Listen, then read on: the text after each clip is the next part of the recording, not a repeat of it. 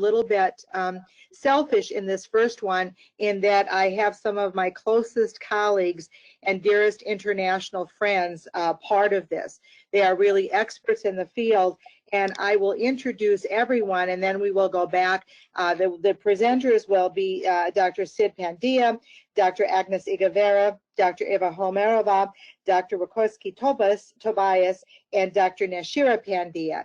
So let me briefly introduce each one of them, and then they can just take over after, so I don't have to interrupt them.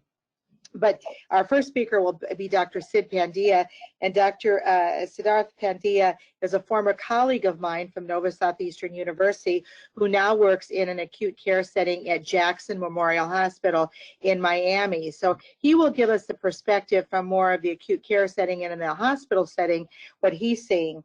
He'll be followed by Dr. Agnes Egervari, and Dr. Egervari is from Hungary, and this was really an interesting combination that we put together to represent the V4. So we have Dr. Egervari, and she has been a true leader in Hungary and in the field of geriatrics. She's a neurologist, but she also has been very active in the European Union and in the Alzheimer's Association, and she's also been part of the national leadership team for social services in geriatric care in Hungary. And what's unique about Dr. Egervari is she also is the owner of a wonderful long-term care facility in Hungary outside of Budapest. And she really not only exemplifies what it is to be a physician in geriatric care, but she also lives it by her life and in her home that she has in the city where she lives. And she'll be followed by Dr. Eva Holmerová, and Dr. Holmerová is from Prague, and Eva, as we call each other sisters sometimes, is really a fabulous geriatrician in the Czech Republic. She has been president of Alzheimer's Europe, and she has been a leader in geriatric care and is a leader still in Alzheimer's Europe, as well as geriatric care throughout the Czech Republic. And so we're just so pleased to have her as well. And she'll be followed by Dr. Wieczorowska-Tobis, and Dr. Tobis, as we call her Kasia, is an outstanding leader from Poland. Dr. Tobis has been a leader in geriatrics care as a geriatrician, serving on numerous state committees in the country of Poland, national committees, as well as throughout Europe. She's been a presenter in much of Europe and in the United States, and we're so pleased that Dr. Kasia Tobis is with us today from Poland, as she is really one of their, if not the most outstanding geriatrician in the country of Poland. And then we will round it up, and Dr. Naushira Pandya is a very close colleague of mine from Florida, where we worked together for over 10 years. We directed this geriatric center at Southeastern University, and she continues to do that as I assumed a new role in a new field totally, but at least I get to connect with all of you. So without further ado, I'm going to have Dr. Sid Pandya give us an overview very briefly of COVID-19 and what it means in the acute care setting. Dr. Pandya.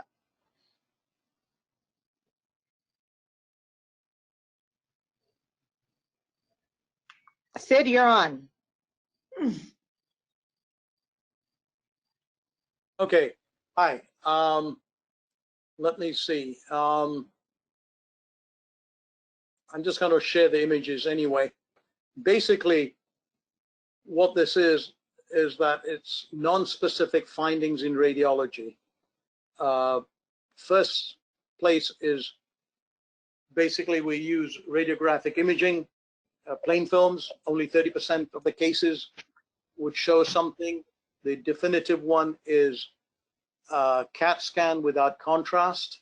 We see ground glass changes, patchy areas like this, and these are non-specific. It could be fungal, it could be a viral of any sort, but this is what we see. Can you see that screen? Can you see my image there? Yes. This is what we do. And this is what you'd see on a chest x-ray. What we call a dirty lung, but it could be anything. But when you see multifocal areas that are new, bilateral, we get suspicious here on an x-ray. Exposing patients to a lot of radiation is not a good thing, and especially when you're doing it to a large population, you raise the issue of number of cancers rising in that population. As you can see this, sorry, it's not big enough. Maybe, let me see if I can make it bigger, but I can't unless I download it. And one of the other things we do is do an ultrasound where we see septal lines, but then you see that in CHF. This finding you could see in CHF, and it looks very, very similar to what we see in COVID. Again, let me bring another set of images up to see how diffusely infiltrated it is in the interstitium of the lung. Can you see that? Yes. Okay. And this is what a COVID that's full-blown looks like, at least in the lungs. But one of the things we think, and I've been talking to the chief neurologist, and we've been seeing something that as direct patient care you should be aware of is the higher incidence of pulmonary emboli and DVT. It's a vascular disease. And when you get pulmonary emboli, you get saddle emboli. Let me see.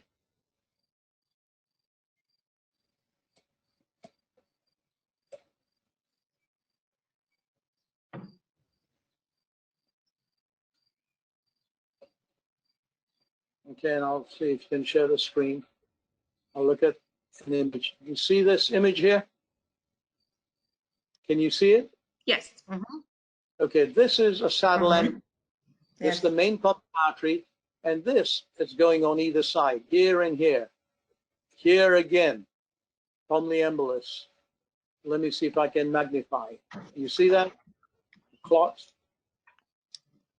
Can you see that clot?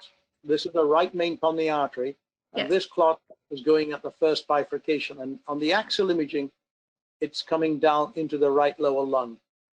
And they're slightly darker, but than the rest of the.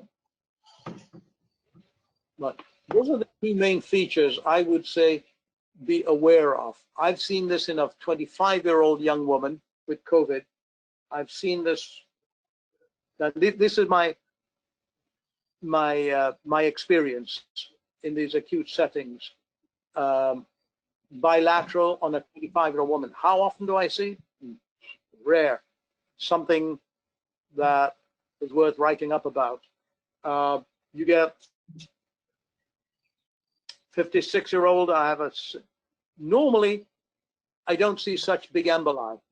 They're distal, they're peripheral. These are the people, older people, geriatrics patients who've been driving in their car, 1,000 miles nonstop, or on a plane ride, and they come up with peripheral blood clots, peripheral pulmonary artery clots.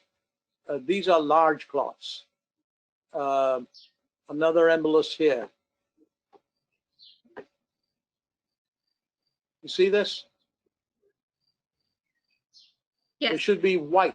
It should be the contrast, or dye, as people call it, the contrast. And this is what we see a lot, far more than I've seen, say, a year ago, and in younger people.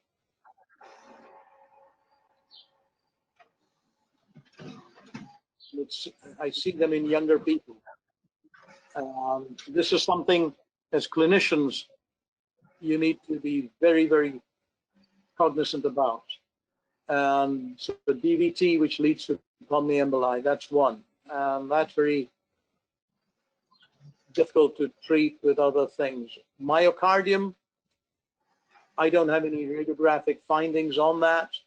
And I won't speak about it. So let me go back to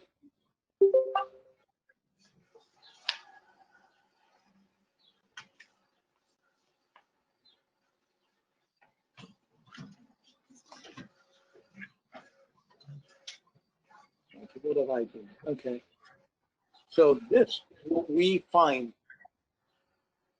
here is patchy areas like this, patchy areas, dirty, long. Differential, again, as I said, is pretty large. Not all of this that we see is COVID, but then your test has to come in. You know, your lab test, the PCR. So the typical experience are ground glass changes. Then you get multifocal crazy paving. Okay, and I'll show you what crazy paving looks like.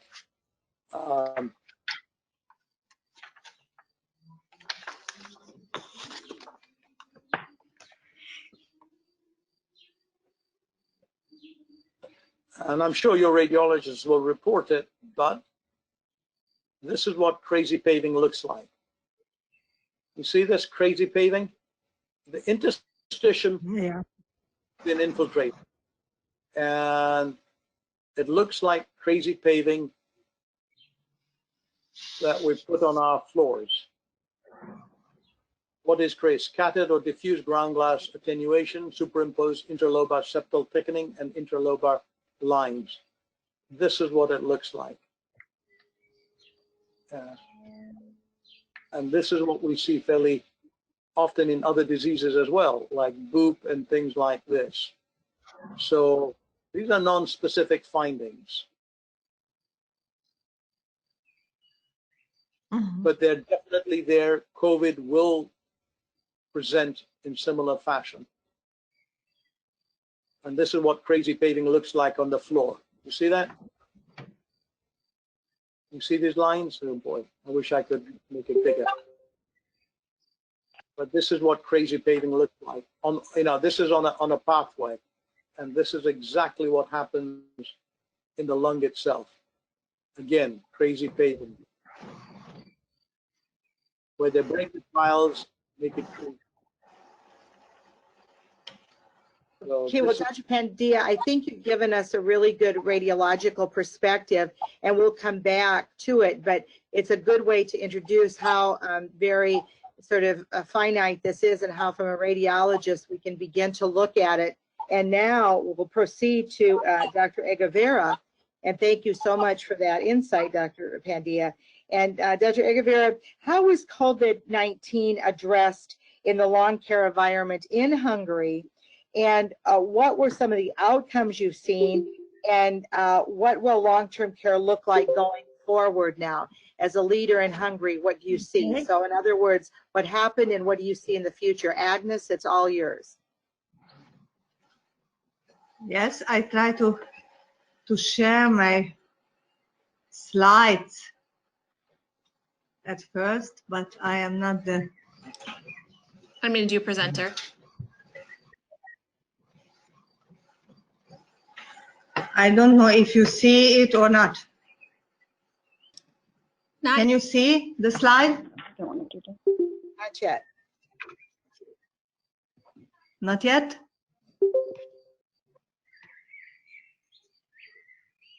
I don't know if you see my slide or not. No. no. No? No. No. I don't know why. Help. Okay, I need my help.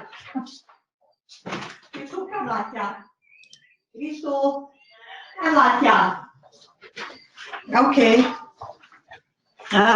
I prepared some slides how it happened in Hungary, because we did not see a real pandemic. The most today we have 4,027 infected and 1,121 active cases, and died 551 person. It does not work, but I hope now. Now you see? Yeah. No. So you'll just need to switch to the PowerPoint. Hmm? Just switch to PowerPoint, Chris. Okay. Again? There we go. Perfect. Excellent. Exactly. Okay. And what is really strange in Hungary, the number of active cases, the infected patient, and the died, it seems to be too much died in COVID infection, but the cause is, I think, or we think only that we have very, very few number of tests.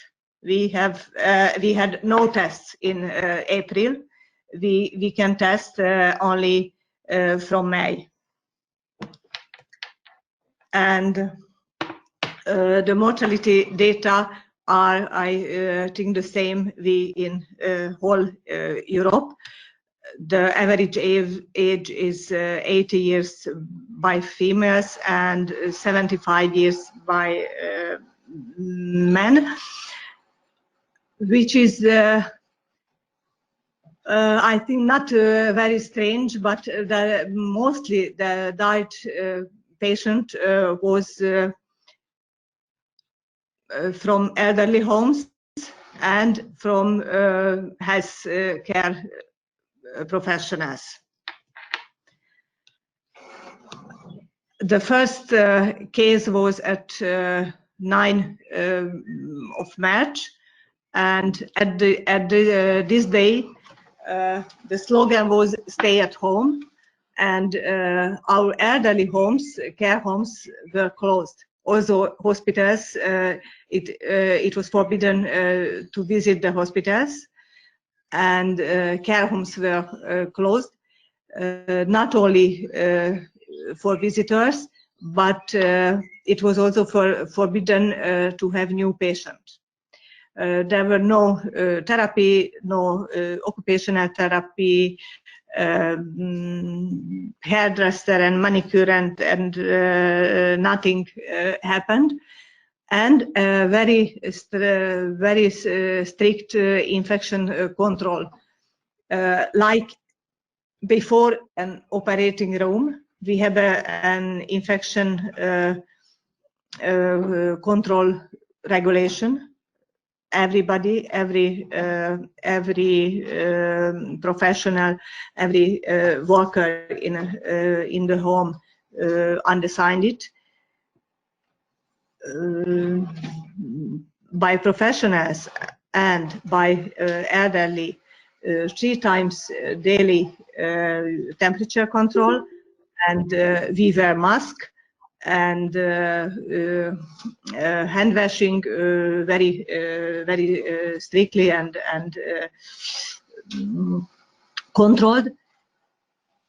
And what is also important, in our integrated home in Biatorbágy, we have daily care too, but it can be so strict controlled. That's why we are closed. These daily patients we have no more in last 3 months, and our colleagues who are working in daily care, they support these families and they visit at home our client. That's why our working group is really very, I can see, I can say it is really a heroic job what they do. Why have we not so much infected cases? It is very interesting. I think it is in Central European region a bit same situation. It is a question of compliance. We are, I think, tried to follow the regulations, and we have a very strict system with vaccination. Almost 100% of children are vaccinated regularly, BCG and measles and so on. And I think it can be in this topic, it can be something to find. For our clients, it was really very hard to understand why is it important. They say I'm not afraid from the death. I lived enough. I don't need it. It is hard, and they, especially people with dementia, they don't wear the mask. The mask is a very serious barrier for them in communication. They don't recognize the caregivers, and without seeing the speaker's mouth movement, they understand less what they hear. That's why it's very important to wear mask for caring personnel. For the staff,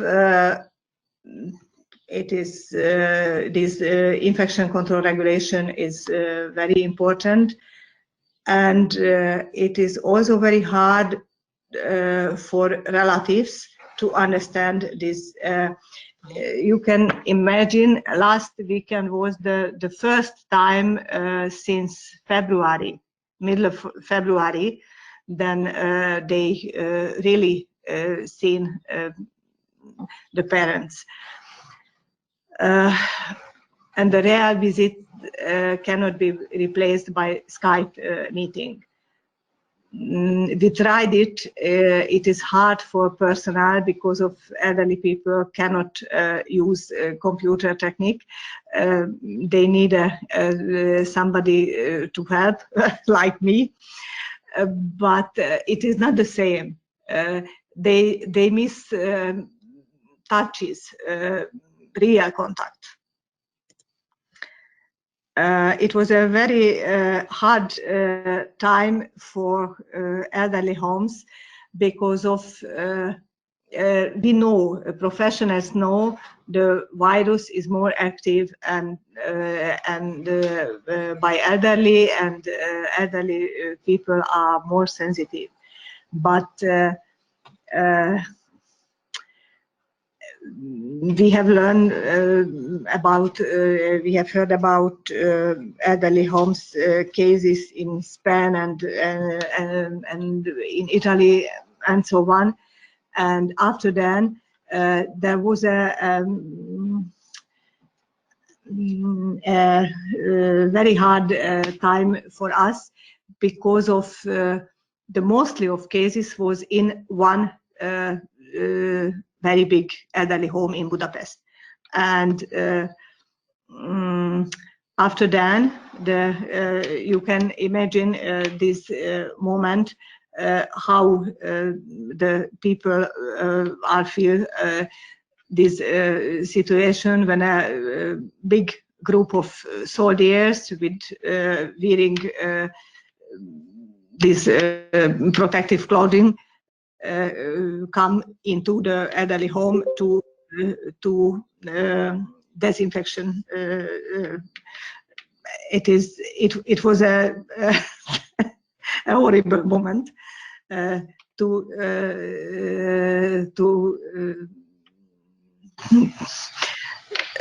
understand why need we this thing. It was not necessary, but it was the regulation. There are about 1,600 elderly homes in Hungary.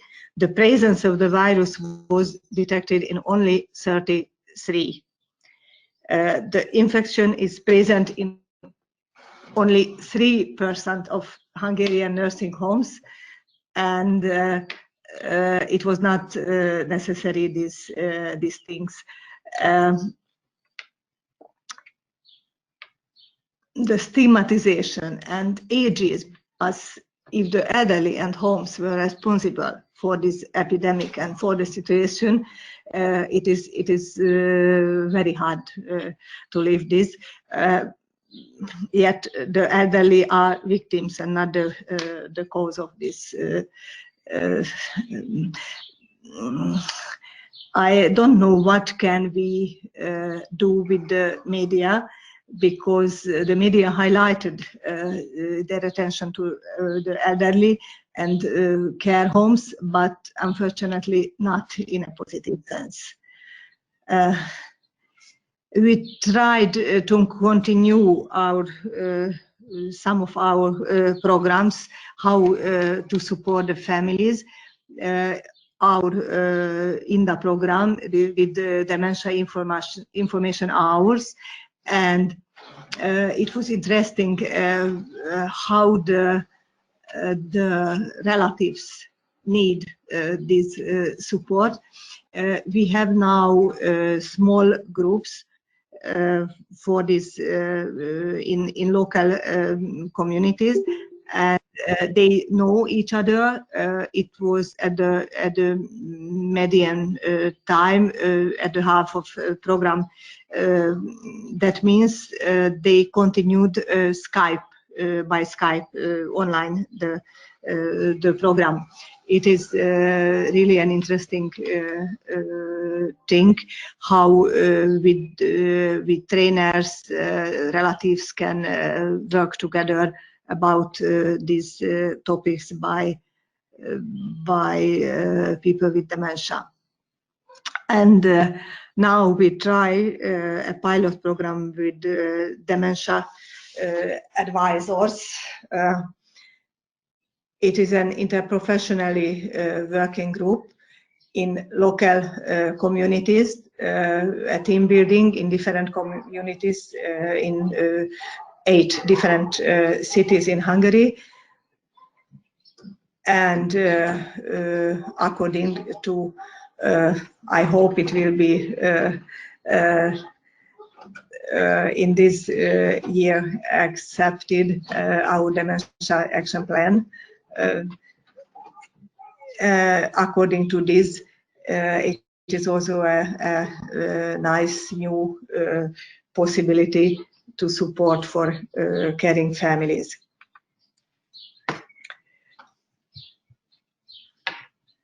And some picture about how we try with social distancing live.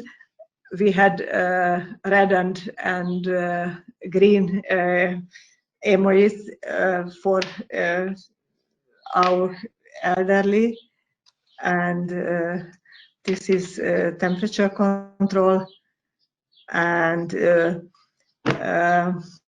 in big group or dance therapy or movement therapy, it was impossible in last weeks, but we tried in small groups something to do with our people. Thank you very much.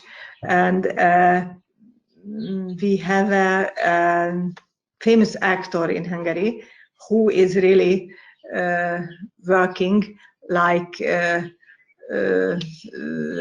our friend. We have some small spots and small films about dementia. You can see it, and it is now nominated in different international film programs. I hope by this person, he's really famous in Hungary, a good actor.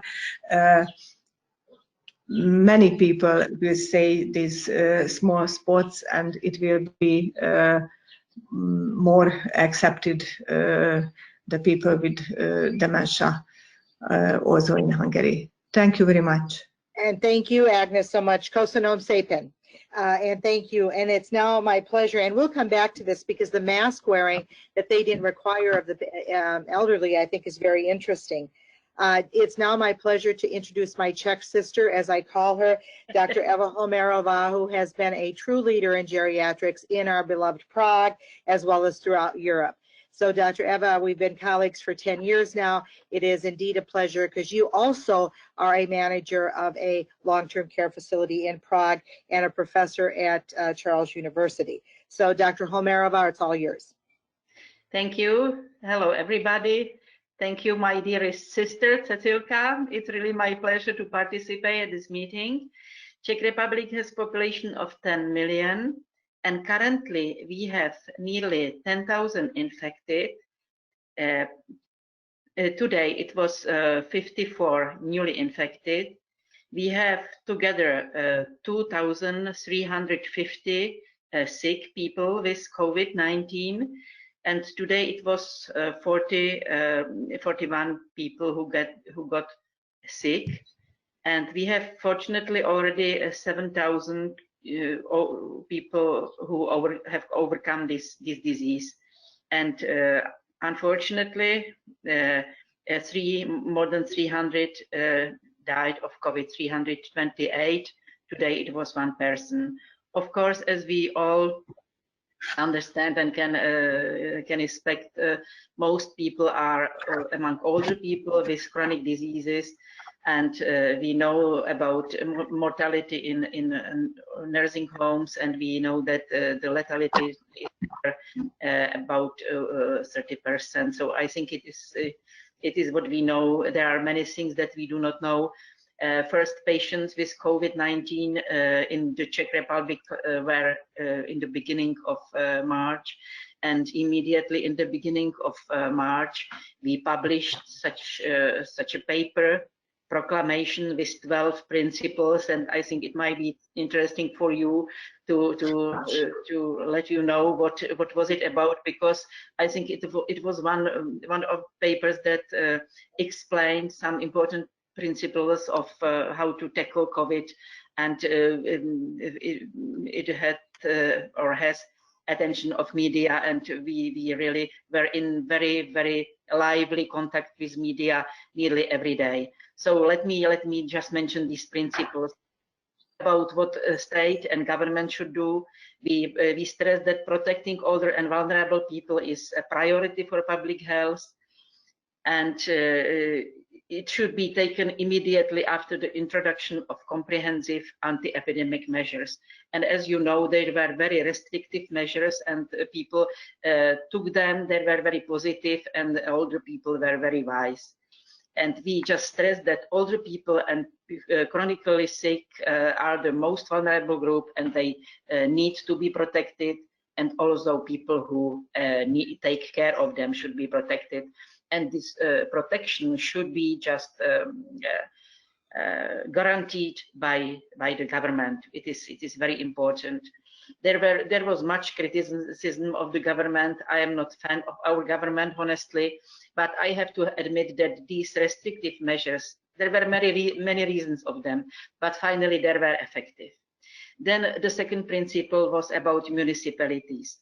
Municipalities have to provide appropriate information helpful to older people, encourage them to stay at home, provide information, and encourage them to ask for help in time. And many municipalities really did it.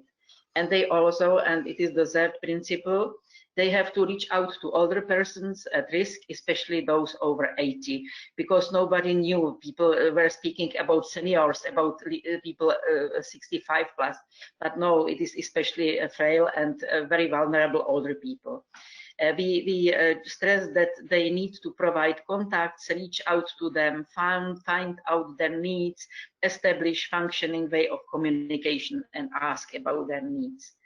And they also should collaborate, and it is the fourth principle, with local services and organize services for older people, so that they could, and finally, as we now see, they did. They stayed at home, they protected themselves, which was very important for them and for the health of other people as well. And the fifth principle was about general practitioners and their teams. They were advised to ensure adequate action in case of suspicion, support via home nursing care, monitor, timely refer, identify patients at risk, collaborate with municipalities, and last but not least, also, because we were also afraid of these first-line workers, protect their own health and the health of other co-workers. Then home care and home health, they should maintain or expand as needed, protect care workers, and also have enough protective equipment, and it was a problem especially from the beginning of the pandemics. I will get back to that. Seventh principle was about residential services, and we advised to ensure the maximum possible stay of people in these facilities, also by strengthening healthcare. And we saw, and it was made clear during these epidemics, that unfortunately healthcare is not sufficient in these long-term care facilities, and it is really something that we have to do something with. And then to protect clients, including training and use aids. The eighth principle was about acute healthcare.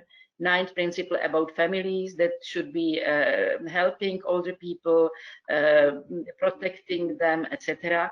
And also older people themselves. It was the 10th principle, should learn and respect recommendations, provide contacts, be able and willing to ask for help and use services, especially services in their communities. And also, older people should not risk, not be overwhelmed by the disturbing news, because it was very specific in the beginning of the epidemic that there were really very disturbing news of media, etc. Advise them to live normally, stay positive, go into the nature despite the restrictive measures, just keep moving, keep exercising, etc. And I think it was really helpful. And 12th principle was to stay optimistic. We shall overcome. And as I said, it's become very popular because many editors, media got back to this material and asked our questions, and we were really satisfied that we played this role in this situation. And as I said, epidemic was not so severe as in other European countries. There was one specific feature, maybe it was face masks. Cecilka told me that we will speak about it.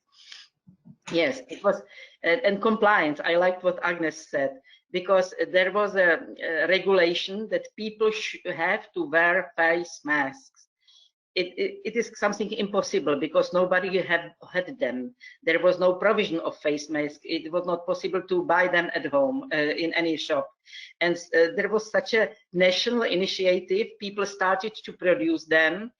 In many workshops, even in prisons, they were producing face masks. So suddenly, within a few days, everybody got face masks. And I think it was also one thing that maybe helped a bit to protect people, at least other people from infected, etc. So I think this compliance might be something that is specific for Central European countries, post-totalitarian ones. Maybe it is tuberculosis vaccination. Nobody knows. It needs further studies. Yes. And we also learned that there was a very nice refreshment of, I think, mental refreshment of the society, and people were suddenly willing to help people. And there were many voluntary activities also helping in nursing homes and so on. And it was also incredible how staff in nursing homes were determined to protect their inhabitants. There did really incredible deeds to prevent them from the infection. So finally, the situation was not so bad, but still we have not overcome, I am afraid. And of course, there might be the second wave. Yeah, but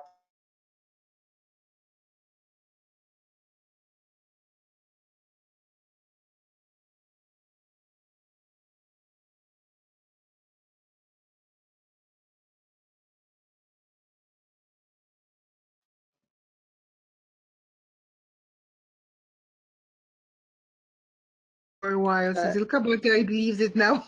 Oh, okay, we're back. Can you all hear me?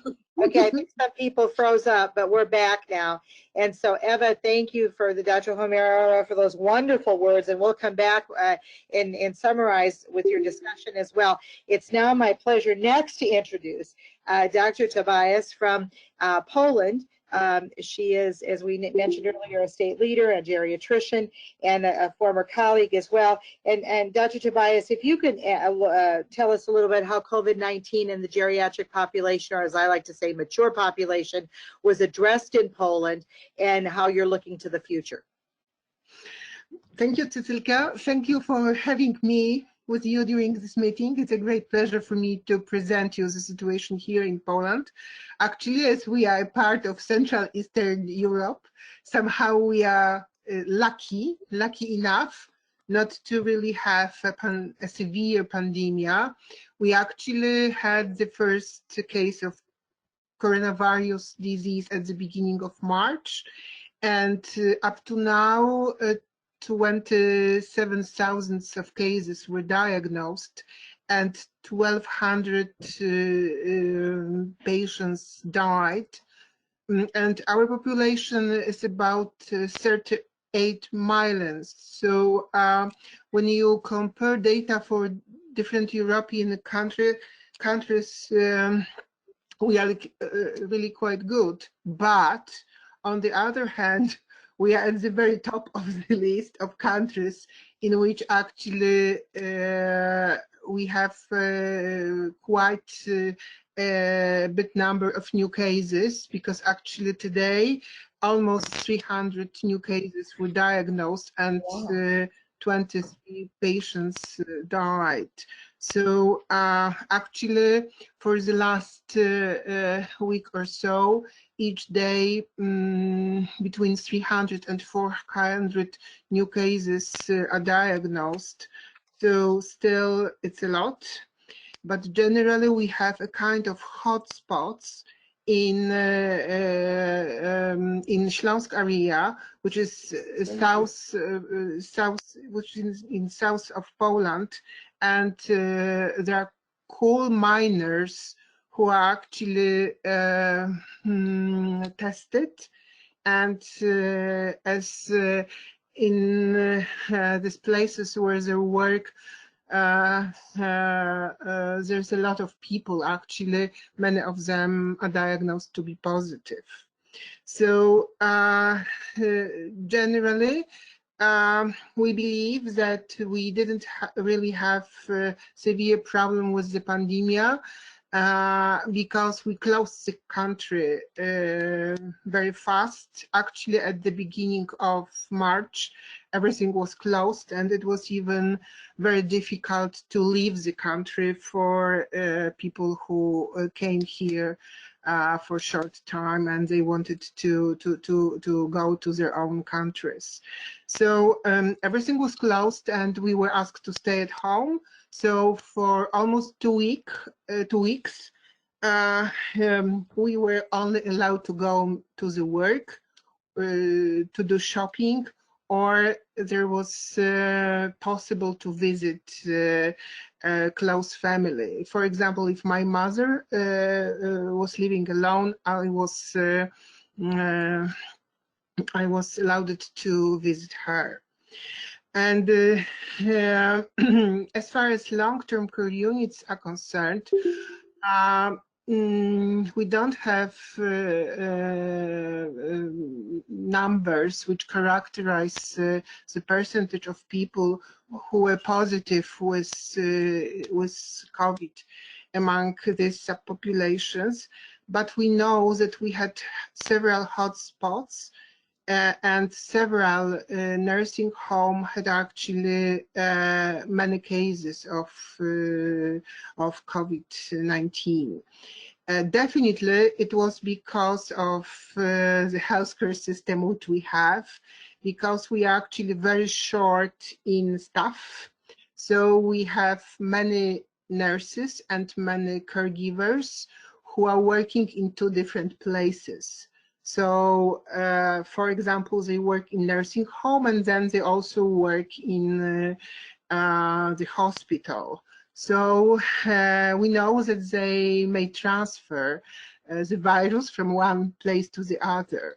And that's why it was actually clear from the very beginning, but it was also obvious for us that there would be problem with the staff. But eventually the Ministry of Health asked nurses and caregiver to decide and to stay in just one places. And nursing homes, they organize a kind of shifts. So they divided the staff into two teams, and one team was working for 7 days for 24 hours. So they were actually living in nursing home with the residents for 1 week or 2 weeks, depends on the situation. And then they end the shift and the other team was coming. And actually I believe that it helped, because it blocks the transmission from one place to the other, and it was really very helpful. We also have a kind of law that when you are afraid that you are infected, you can go directly to the so-called mononomial hospitals. In each region of Poland, actually, there is one hospital dedicated just to COVID-19. So in this special hospitals, there are also only patients diagnosed with COVID. And in Poland, it's one of university hospitals with 400 beds. And so you can go there, or you can ask, you can call for the ambulance to give you to give you a transport to this place, or you can call sanitary inspectorate who should which should help you to organize the care for you in case you may be COVID positive. So if you go to the hospital, if you go to mononomial hospital and you are positive and you are in very good shape, so you don't have symptoms and signs, you can decide it and go back home, and then actually you have quarantine at home, and you need to follow certain rules. But if you are a resident of nursing home, no matter what is your shape, you need to stay at the hospital. So even if you are in very good shape, if you are positive, you need to stay at the hospital, because in these nursing homes, actually, all people, they have many contacts, so they may transmit the virus. So somehow in this situation, nursing homes are treated like hospital, not like homes, because we have the same rules for hospitals. But actually, because of this, because actually all people from nursing home, if they are positive, they are hospitalized, we actually were able to manage with hotspots of coronavirus in nursing home. It was actually a kind of drama for a short time, because in a few nursing homes, they realized that actually they don't have staff, because all staff was positive. So there was a kind of call for the help, and there were many volunteers who actually wanted to help, and they actually stayed in this nursing home for 1 or 2 weeks. Just this time was necessary for the staff to be ready to go back to the work. So this is it. I believe that currently we don't have hotspots in nursing home, but actually, of course, when you look on our numbers, they are not as good as in Hungary and in Czech Republic, and still we are afraid, because each day again there are many new patients diagnosed with coronavirus. And but actually currently those patients who are diagnosed are mainly asymptomatic. So they don't have severe symptoms and signs. It's very rare now that they have respiratory insufficiency and stuff like this. And I'm going to mention patients with dementia, as Agnes actually clearly presented the issue of care for these patients. We actually really have a lot of patients with dementia who don't understand what is happening, and it's really very important to understand that we need to educate their family how to manage with the problem. For example, one of our patients washed their hand for many hours for 7 days. So at the very end, she actually had eczema and wounds on her hands, because he explained us that she didn't understand if she already washed her hands. So to be sure that her hands were clean, she started to wash them again and again. And it took us a long time to explain her that as she were at home and she didn't meet any people, actually she didn't need to wash her hands much more often than normally. But it's just an example that this is a special subpopulation, and actually I believe that it's still a challenge for us to manage with the subpopulation. Thank you. Well, thank you so much, Dr. Tobias. That was very insightful from your Polish perspective, and we'll come back to that, I hope, with some questions. And we will run a little over, but I think the information is so valuable. And I'm going to turn things over now to round things out before we open it up for questions, and to Dr. Naushira Pandya, a very close colleague of mine from Florida. And I'm asking her the same question of how we handled it in long-term care. Dr. Pandya is the former president of the National American Association for Medical Directors, which is a national organization for geriatricians and others in long-term care. So she comes with a great deal of experience. But I'm going to share a personal story that she said I can share. Dr. Pandya currently has COVID-19. And she is at home recuperating, and so we're very pleased, but she's in the 11th day of her recovery. So Dr. Pandya, thank you, and you could probably share some other insights, not only from your experiences, but because you have it, what you're going through. So Dr. Pandya, it's all yours. Okay, thank you, everybody. It's great to see old friends who I haven't seen for a long time, and thanks Cecilia and Teresa for organizing this. Yeah, so there's nothing like first-hand experience, but fortunately, as we look at it, my case is mild. I do not need to be in the hospital, and nor do I have respiratory symptoms, but all the other constitutional symptoms. So I'm getting better. I have to just pace myself because the energy runs out quickly. So I don't think I'll repeat. A lot of good things have been said about managing patients in institutional settings. Although we are in different countries, the general principles of care are the same. I think what we struggle with in Florida is patient isolation. Our Department of Health and the governor has really prohibited visitors, any family members, anybody going to the nursing home. And some nursing homes are even not allowing physicians or nurse practitioners to come in. So we're doing a lot of telehealth, which is okay. It protects the practitioners, but you can't always do an assessment for patients who are acutely ill. It's all right for minor problems, but we are getting more experience with doing telehealth. In our own geriatrics clinic, half of our visits are conducted face-to-face. That's only for really sick people who want to be seen.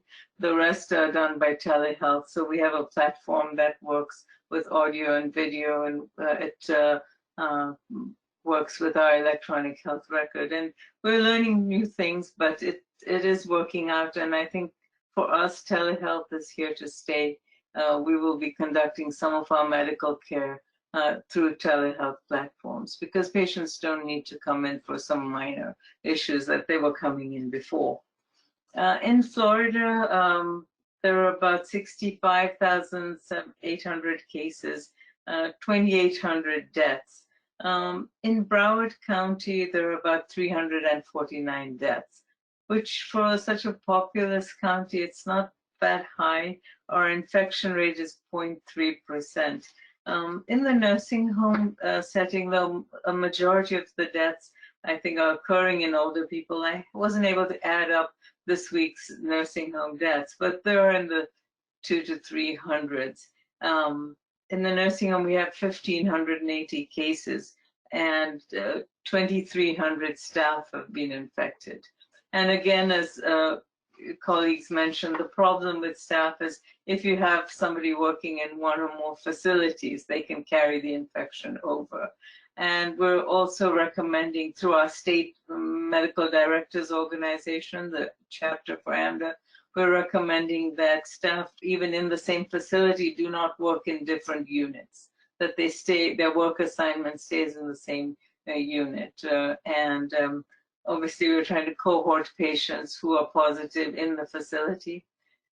There is a big debate about screening, and this all depends on resources of that nursing home. Some belong to corporate chains, whether they have the resources or the willingness to screen all the nursing home patients, and so that they can be cohorted or isolated.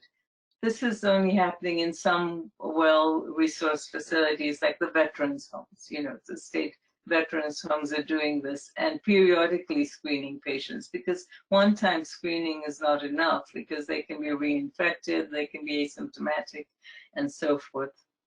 We had a big debate initially. The hospitals, especially, this started in New York State, they were insisting on sending patients back to the nursing home as soon as they were stable. And this reinfected a lot of other people in the nursing home.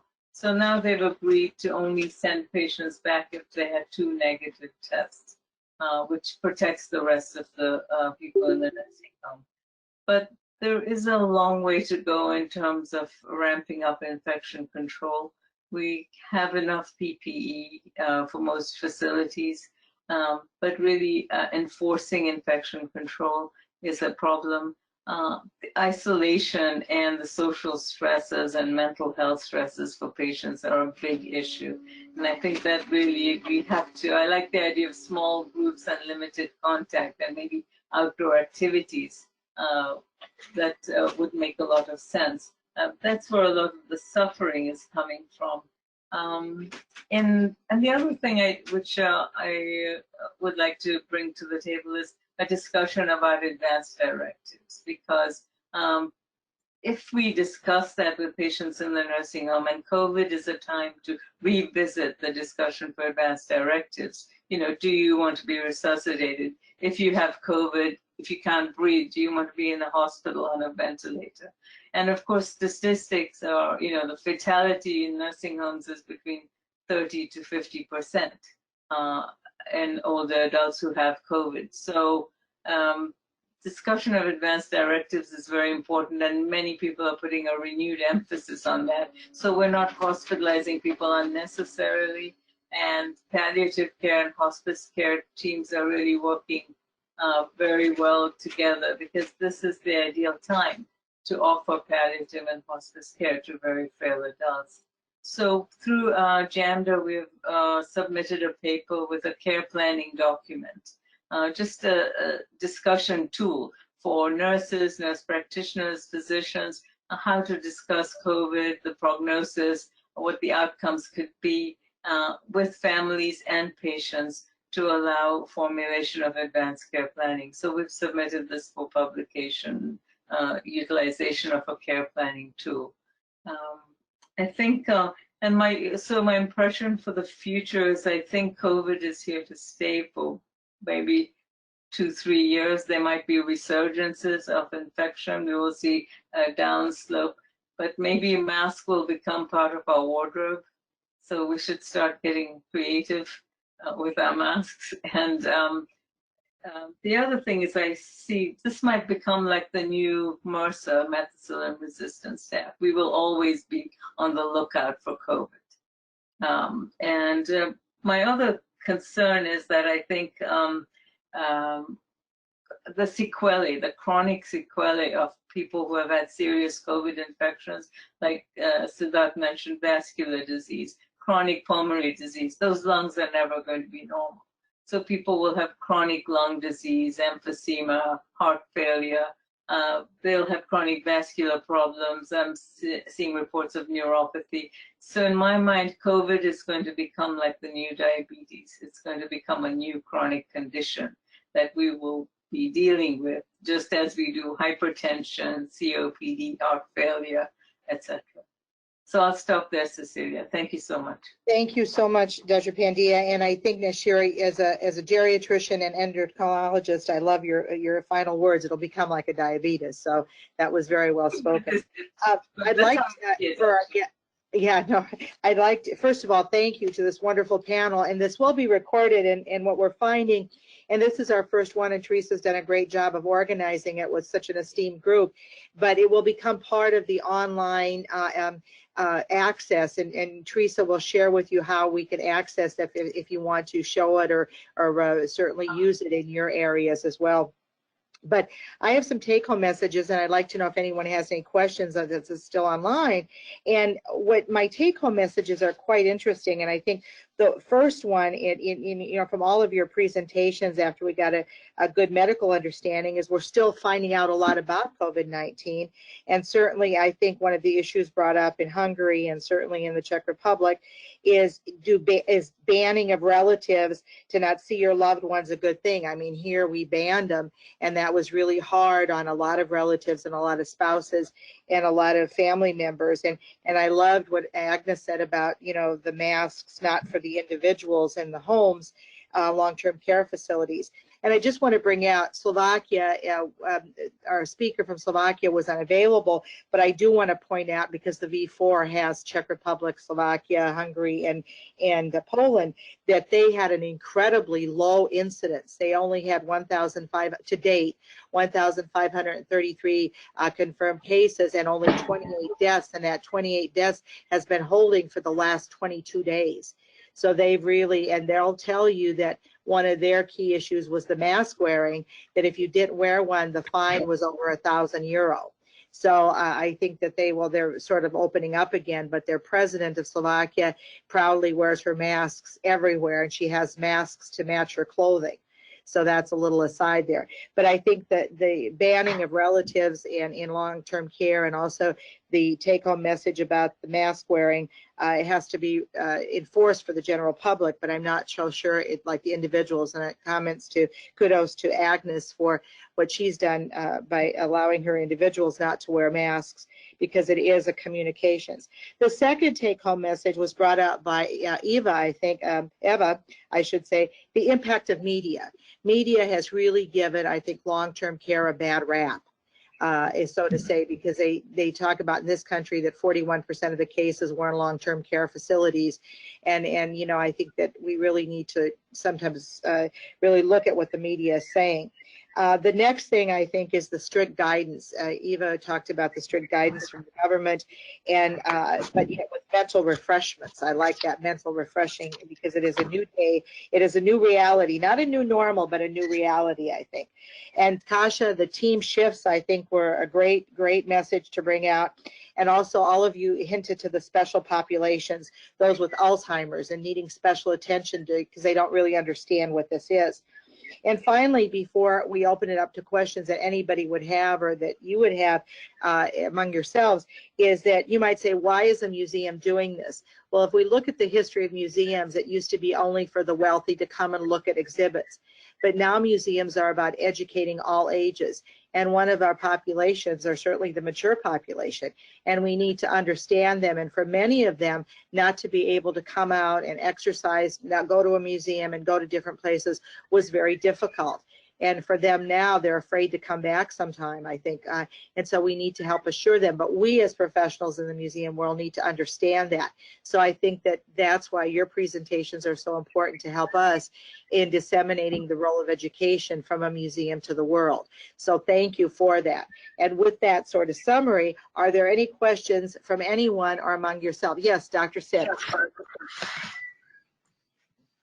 Go ahead. Mine is not so much as a question. but a comment. Like yesterday, you know, last Tuesday I had a test done at ER after Naushira was found positive. So I was negative. And then yesterday, and I've been working from home, which I do, luckily I've got the wherewithals to do it. But I went in yesterday to get myself tested, and I just asked, what's the cost? I mean, what am I? Oh no, it's an ER visit, so 1,000 here, copay this. Whoa, hold it. I'm a caretaker, you know, I'm a physician, and I'm exposed because I've been exposed to the various hospitals with COVID patients going in, techs coming in and out. You know, they're fully gowned, but they're shedding virus, right? I think some question needs to be raised here in the United States and also Europe and worldwide is how often do you test the caretakers? How often do you test them? How much do you ding them? If I'm going to get a $2,000 ER visit bill just to get a swab, so they can bill the hospital, the private group, the readers, everybody, and that is deterrent. And if I didn't have to go into the hospital, I would have said, you know what, I don't want to do it. I don't want to spend $3,000 every 2 weeks. It doesn't make sense. And that's going to deter people from going in, and they're going to spread it. As a physician, I know that if I have it, I'll give it to my techs. They'll give it to the other patients. They'll give it to the cardiac patient. They'll give it to the pediatric patient. They're all running around, and they'll bring it home. And this is my question. I know Naushira had isolated totally for about 2 months, 3 months, and just 2 days a week going seeing her patients. Whether I brought it in from the hospitals or she got it from our patients, we don't know. But it came from somewhere because I was the only one going out, shopping, doing whatever. I was the only one doing that, going to the hospital. So this is an example, as a core example, to say, what do we do? How do we put pressure?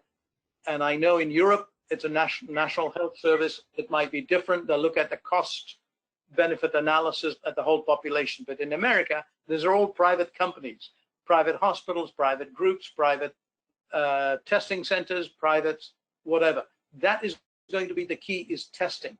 In my opinion, is testing.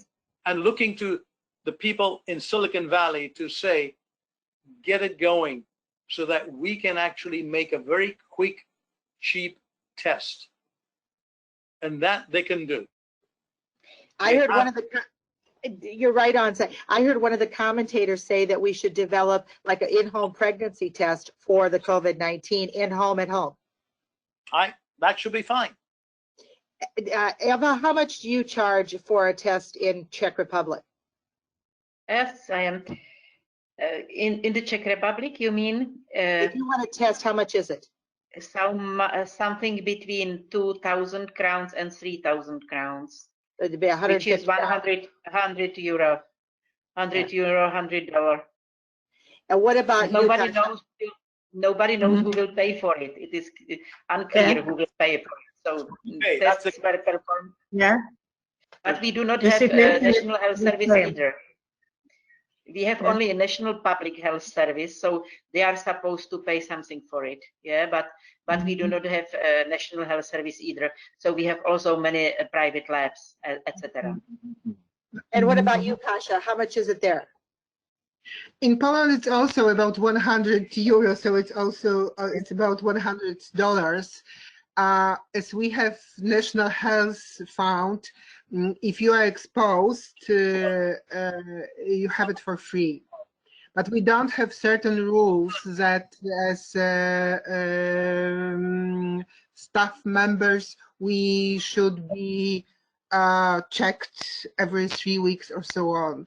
If you are exposed, you are tested for free. Okay, Agnes, what about in Hungary? Yes, in Hungary for healthcare services, it is once in a month is free and it is necessary, but not in nursing homes, and it is about 100 euro. I hope next week I can organize it for my personnel. because now it is very necessary because of we are newly open for visitors. But you will have to pay It for it. is very interesting. It would be nice, but with serology, you know, if somebody was infected and has IgG or not, but about infection, you have information only by PCR test, and it is more than €100. Interesting. Well, thank you, Dr. Sid, for bringing out that question or comment. We have a couple of minutes yet. Does anyone else have any comments or questions? Yes, Dr. Eva. Yes, please. We were speaking about media, but surprisingly, the message of media in the Czech Republic about nursing home staff were suddenly very positive. After many negative messages during peace times before the pandemic, now they were making like modern heroes and so on. So it was a positive change towards the staff. It's very good. Very good for you. Yeah, good, yeah. Yeah, it's really good. Yeah, actually it was the same in Poland. I believe that it was really helpful because when nursing home were asking about the help, actually there was information in the media and it was really helpful actually. Yes, yes. They explained that these people are suffering, so they need help, and it was actually a kind of national help. Everybody wanted to help, so it was really amazing.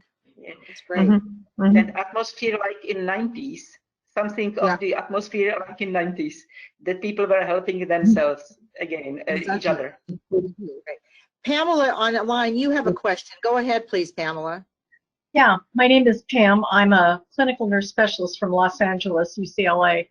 And so I'm just bringing the word from the Los Angeles area, where we are in fact starting to flatten the curve. We are just now opening up the city very, very slowly and in stages. Our older population has been very hesitant to come out of their homes, as you can imagine. And one of the things that has been very, very helpful here, and it's maybe happening all over the country because I'm not well educated on the rest of the country, is that grocery shopping is encouraged first thing in the morning, right after the grocery stores have been cleaned and sanitized, and our older population is encouraged to go then and do their shopping. Later on in the day, the younger population who have better immune systems can do their shopping, but we are getting ahead of it. In the Los Angeles County area, we have, I would guess by now, probably about 22,000 cases. Oh. Very good. Well, thank you, But it's Pam. getting better. Thank you, Pam, for sharing that. Anything else? Well, if not, we certainly thank our participants, and most of all, we thank our presenters for this historic first for us at the National Czech and Slovak Museum and Library. And you all represented the V4 very well. The V4, I like to think, as being all brothers and sisters in this Central European network. And so I think as an American perspective, you guys have done a really good job. Our compliments to you as we in the United States are learning from you. So thank you very, very much. And we will see you again when you come to Cedar Rapids, Iowa, all of you. Okay. Thank you all. Bye-bye. Thank you. Thank you. Bye. Thank you. Thank you very much. Bye-bye. It was nice to hear you. Nice to see you. Thank you.